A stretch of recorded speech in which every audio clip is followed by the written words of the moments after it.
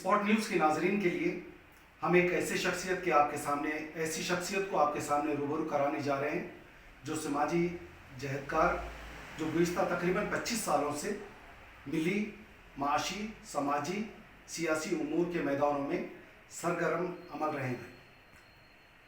जनाब इलियास मोहम्मद शमसी साहब हमारे दरमियान में हैं। आपका इस्तकबाल है स्पॉट न्यूज़ में।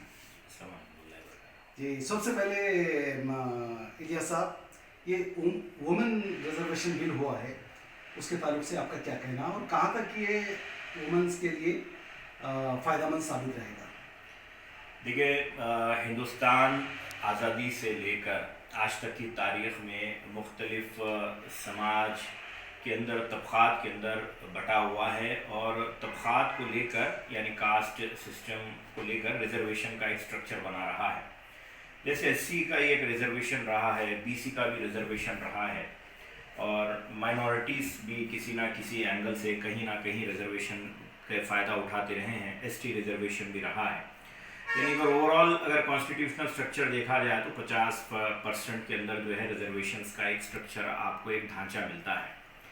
अब एक नई बात नहीं है, बल्कि ये काफ़ी सालों से इस सिलसिले में आवाज़ उठाती रही है कि ख़वातीन को रिजर्वेशन दिया जाए। चूँकि अब इलेक्शन का सीज़न है तो मरकज़ी हुकूमत की जानिब से एन इलेक्शन से पहले वुमेन रिजर्वेशन बिल को पार्लियामेंट के अंदर मुतारिफ कराने का मकसद सिर्फ़ और सिर्फ सियासी फ़ायदा उठाना है। मैं ये लफ्ज़ आपको इसलिए बता रहा हूँ कि हर 10 साल के अंदर जो है सेंसस हुआ करता है। तो 2011 में जो सेंसस हुआ था, उसके बाद फिर अब 2021 में सेंसस होना था। तो मोदी गवर्नमेंट को ऐसा किसने रोक रखा था कि 2021 में होने वाले सेंसस को अभी तक 2023 तक टलाए रखा? अब तो इलेक्शन हमारे सर पे आकर खड़ा है, तो इन हालात में अब सेंसस की उम्मीद तो नहीं रखी जा सकती है। तो सेंसस आने के बाद एक्चुअल आपको पूरा स्ट्रक्चर मालूम होगा और कास्ट वाइज या तमाम तर हिंदुस्तान के अंदर अभी मौजूदा कितनी आबादी है और उसके अंदर ख़वातीन का कितना शेयर है, ये सब कुछ मालूम होगा। एक और एंगल से ये बताया जा रहा है कि वुमेन रिजर्वेशन बिल लाकर जो कदावर नेता है या जो भी ऐसे अपोजिशन के लीडर्स हैं, उनकी सीटों पर जो रिवायती तौर पर जीतते आ रहे हैं कई अरसों से, वहाँ पर ख़वातीन को मौका देकर उन्हें डैमेज किए जाने का ये एक खदशा लगाया जा रहा है। ये तो वक्त आने पर ही पता चलेगा कि इससे कितना फ़ायदा होगा या कितना नुकसान होगा। लेकिन बिल जो आया है, बिल आने के बाद बीजेपी गवर्नमेंट फ़ायदा उठाना चाहती थी, लेकिन अगर ओवरऑल देखा जाए पार्लियामेंट की तमाम तर कार्रवाई को, तो इससे ज़्यादा फ़ायदा बीजेपी से ज़्यादा फ़ायदा कांग्रेस ने उठाया है। और ख़ास तौर पर सोनिया गांधी ने, जिस तरह कहा जाता है कि तमाम तर उमूर को उन्होंने हाईजैक सा कर लिया है। और इस सिलसिले में ख़ास तौर पर जो ख़वातीन लीडर्स की तरफ से, जैसे मायावती एक कदावर लीडर रही है, उनकी तरफ से इस्तकबाल के तौर पर लोग देखना चाहते थे, लेकिन ऐसा कोई रिस्पांस आया नहीं है। मुस्लिम कम्युनिटी का भी मामला ऐसा है कि यहाँ पर भी मुस्लिम ख़वातीन या फिर बीसी ख़वातीन को लेकर रिजर्वेशन को लेकर एक खदशा जाहिर करते हुए उनका नाम इंक्लूड ना किए जाने की बात की गई है। मैं समझता हूँ कि इसकी कोई अहमियत नहीं है, क्योंकि खातून हिंदू हो या मुसलमान कोई भी हो, तो खातून है। हाँ, एक ज़रूर ये बात होगी कि 33% रिजर्वेशन भी आ जाएगा और अगर कोई खातून जनरल से अगर आती है तो फिर वो बढ़ के 50 भी हो जाएगा, 60 भी हो जाएगा, 70 भी हो जाएगा। आलमी पैमाने पर ख़वातीन को लीडरशिप की तरफ उन्हें प्रमोट किया जा रहा है, पुश किया जा रहा है। ये आलमी एजेंडा है जिस पे मोदी सरकार ने हाँ कहा है और इसका फ़ायदा मोदी सरकार से ज़्यादा दूसरी पार्टियाँ उठाती हुई नजर आ रही है। जी, आपसे और एक इस बात पे रोशनी डालना है कि कांग्रेस अब जो 6 अपने पॉइंट्स लेके अपने इलेक्शन में उतर रही है, ये कहाँ तक लोगों को फ़ायदा होगा, या ये सही इस पर अमल करेंगे या सिर्फ ये सियासी हरबा है? देखिए, कांग्रेस पार्टी का जो गुज़िश्ता हफ्ते एक इजलास हुआ है तुक्कुगुड़ा के अंदर, बताया जाता है कि एनटीआर के बाद उतनी बड़ी तादाद में शहर के करीब एक जलसे में उतनी बड़ी तादाद में यानी 10 लाख के ऊपर जो है लोग आए हैं। लोग ये भी कह रहे हैं कि केसीआर की मीटिंग में भी उतने लोग नहीं आए जितने परसों आए हैं। अब इसमें जो कांग्रेस पार्टी की तरफ से जो गारंटी कार्ड के तौर पर 6 स्कीमों का जो ऐलान किया गया है, ये बाजू की हमारी बगल की रियासत कर्नाटका के अंदर भी ऐलान हुआ था। वहाँ पर भी ये इलेक्शन मैनिफेस्टो के अंदर ये पॉइंट्स रखे गए थे, जिस पर मेरे पास इत्तला ये है कि अभी तक 3 वादों पर अमल किया जा चुका है। बाकी और 3 वादे वो कब होंगे, क्या होंगे, वो तो वक्त ही बताएगा। लेकिन ये बात ज़रूर है कि केसीआर ने, अगर मैं एक रिजर्वेशन की बात करूँ तो केसीआर ने 12% कहा था केसीआर से पहले राशिद रेड्डी के ज़माने में जब मोहम्मद अली शबीर भी थे, उस ज़माने में 5% रिजर्वेशन का 2004 में कांग्रेस ने वादा किया था, लेकिन कांग्रेस ने 5 के बजाय 4% रिजर्वेशन देकर अपना वादा निभाया।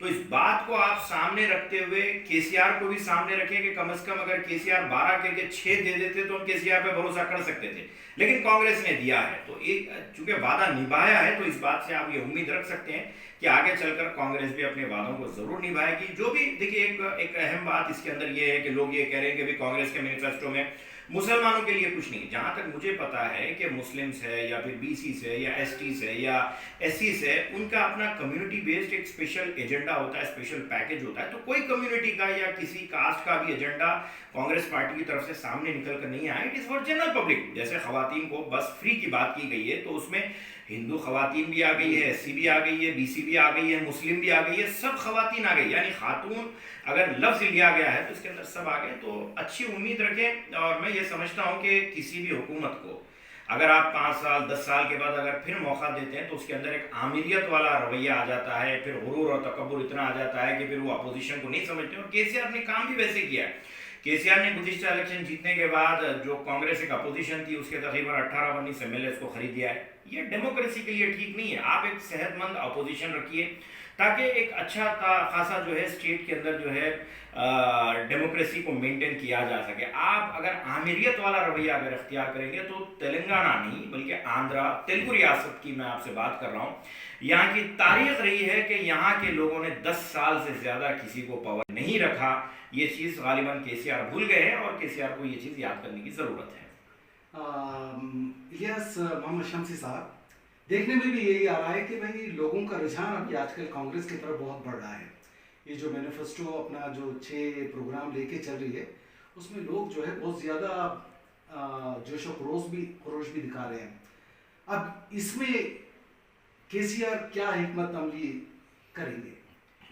देखिए, केसीआर तो मशहूर है कि KCR is a man of schemes. यानी केसीआर ने भी बहुत सारी स्कीम्स मुतारिफ करवाई है। ऐसा नहीं है कि केसीआर खामोश बैठेंगे, केसीआर भी अपने तौर पर कुछ स्कीम्स लाएंगे। लेकिन एक स्कीम की मैं जहाँ तक बात करूँ कि 500 रुपये में कांग्रेस वादा कर रही है गैस देने का, तो मैं नहीं समझता हूँ कि केसीआर जो है मरकज़ के अंदर इख्तिदार पे आएंगे, यानी सेंट्रल गवर्नमेंट केसीआर बना पाएंगे या थर्ड फ्रंट कोई बना पाएगा, नहीं।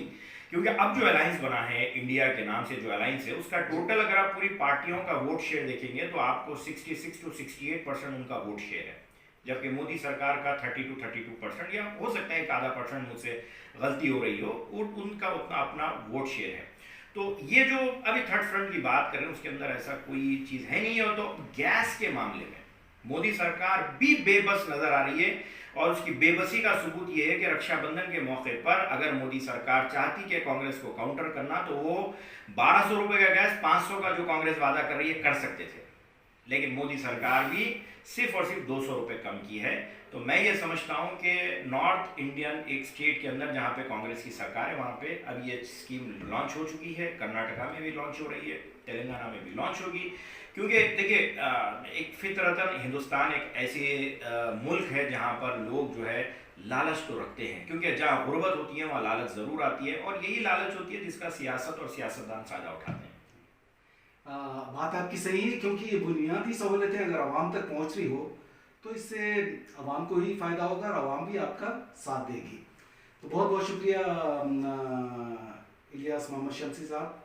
इंशाल्लाह फिर हम दोबारा शम्सी साहब को जो है दूसरे मुद्दों पर भी बात करने के लिए फिर दावत देंगे। आपका बहुत बहुत शुक्रिया फिर दोबारा। शुक्रिया।